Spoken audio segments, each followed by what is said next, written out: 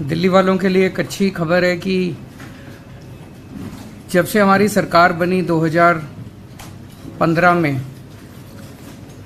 तब से दिल्ली में ट्रैफिक कम करने के लिए और पोल्यूशन कम करने के लिए हम एक प्रीमियर बस एग्रीगेटर स्कीम लाने की कोशिश कर रहे हैं।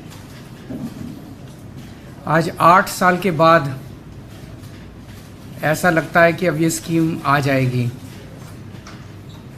पहले मैं ये बता देता हूँ ये स्कीम क्या है।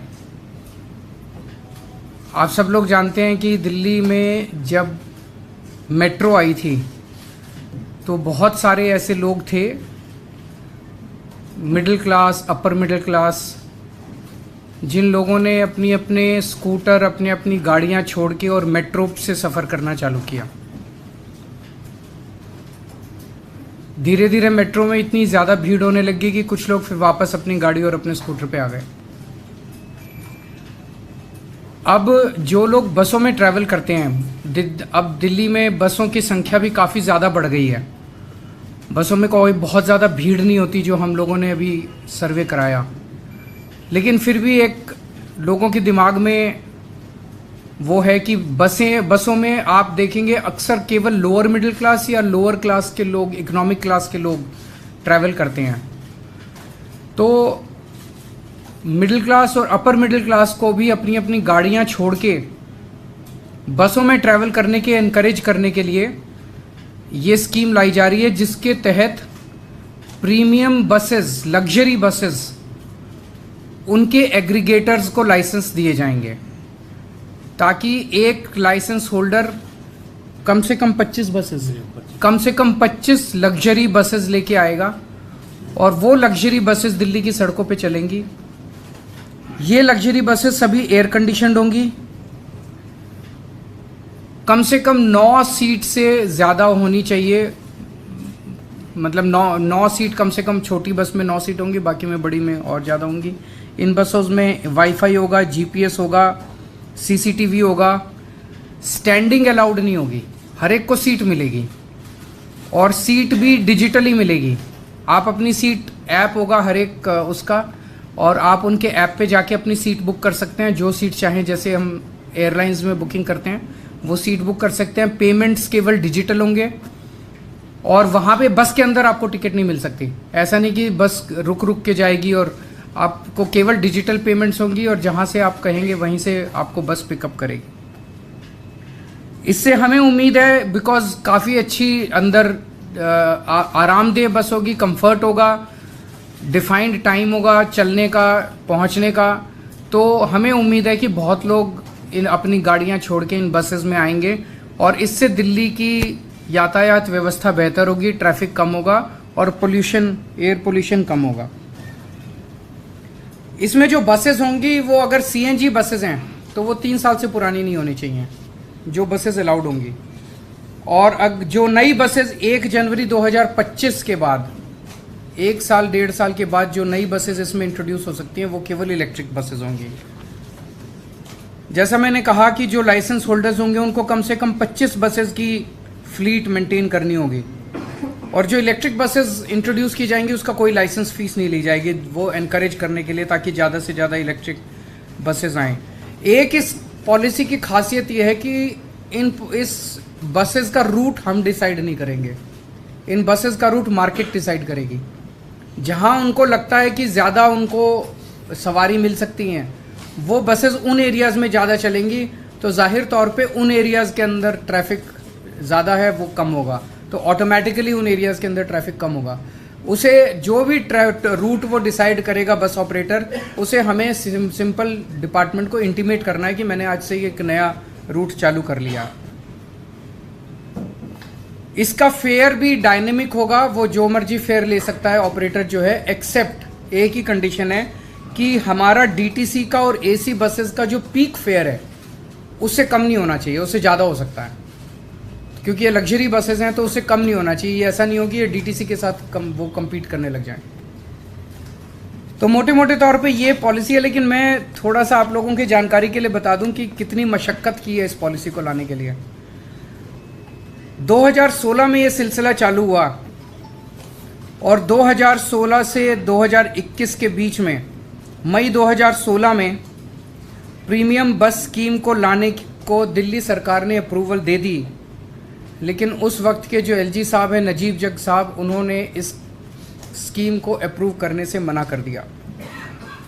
फिर जून 2016 में भारतीय जनता पार्टी के विजेंद्र गुप्ता ने एंटी करप्शन ब्रांच में शिकायत की कि भ्रष्टाचार हो गया, भ्रष्टाचार हो गया, भ्रष्टाचार हो गया, जैसे कि वो सब स्कीम में अनाउंस करते हैं।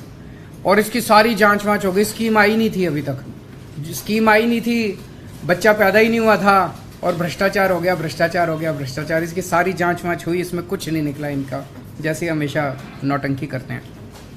2017 से 2019 के बीच में ट्रांसपोर्ट डिपार्टमेंट में ऑब्जेक्शन लगाया कि भाई मोटर व्हीकल्स एक्ट के अंदर ये स्कीम नहीं ला जा सकती।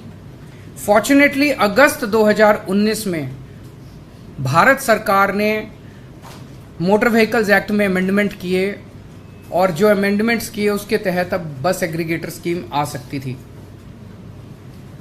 2020 और 21 में कोरोना हो गया। अब 2022 में हमने दोबारा से इस पूरी स्कीम को रीड्राफ्ट किया।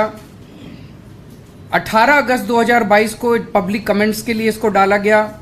8 सितंबर तक कमेंट्स आए। उन कमेंट्स को और इसको लीगली वेट करके 8 मई को इसे दिल्ली सरकार की मुख्यमंत्री की अप्रूवल मिली और 25 मई को एलजी साहब की इसको अप्रूवल मिली।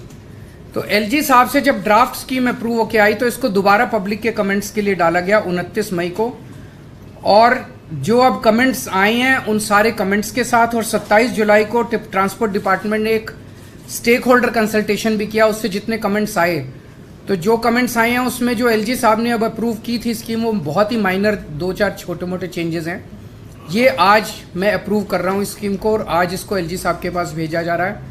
तो जैसा कि एलजी साहब इसको ऑलरेडी 25 मई को अप्रूव कर चुके हैं, तो उसमें बहुत माइनर चेंजेस हैं। मुझे उम्मीद है कि एलजी साहब इसको अब जल्दी अप्रूव कर देंगे और अब दिल्ली पूरे देश का पहला शहर होगा जहां पे इस किस्म की बस एग्रीगेटेड प्रीमियम बस एग्रीगेटर स्कीम आ रही है। और मेरा अपना मानना है इससे दिल्ली के लोगों को बहुत बहुत सुविधा मिलेगी। ट्रैफिक भी कम होगा, अच्छा ट्रांसपोर्ट भी मिलेगा, वर्ल्ड लेवल का ट्रांसपोर्ट मिलेगा और पोल्यूशन भी कम होगा। आज एक और आप लोगों को जानकारी के लिए बता दें, दिल्ली अकेला शहर था पूरे देश में, अकेला राज्य था जब कोविड के समय में हमने देखा कितनी तकलीफ हुई थी। लेकिन उस वक्त भी कई कोरोना वॉरियर्स थे जिन्होंने अपनी जान दांव पे लगा के दिल्ली के लोगों की सेवा की थी। जो कोरोना वॉरियर्स शहीद हो गए, ऐसे लोगों को दिल्ली अकेला राज्य है जिसने 1-1 करोड़ रुपए की उनकी शहादत का सम्मान करते हुए उनके परिवार को, मैं, मेरे मंत्रीगण, उनके घर जा जा के हम उनको 1-1 करोड़ रुपए का चेक दे के आए थे। ऐसे बहुत सारे डॉक्टर्स हैं, हेल्थ वर्कर्स हैं, पुलिस वाले हैं, सफाई कर्मचारी हैं, टीचर्स हैं, पैरामेडिक्स हैं, वॉलंटियर्स हैं। अभी पिछली जो मीटिंग हुई, इसका एक ग्रुप ऑफ मिनिस्टर्स है जो अप्रूव करता है, उसमें 2 नाम और अप्रूव किए गए हैं। एक श्री सतपाल हैं जो नर्सिंग ऑर्डरली थे, वो डिस्ट्रिक्ट मेडिकल स्टोर साकेत में जो हाई रिस्क जोन था वहाँ से 40 डिस्पेंसरीज के लिए दवाइयाँ भेजा करते थे, जहाँ से हज़ारों हेल्थ वर्कर्स और पेशेंट्स के लिए दवाइयाँ जाती थी।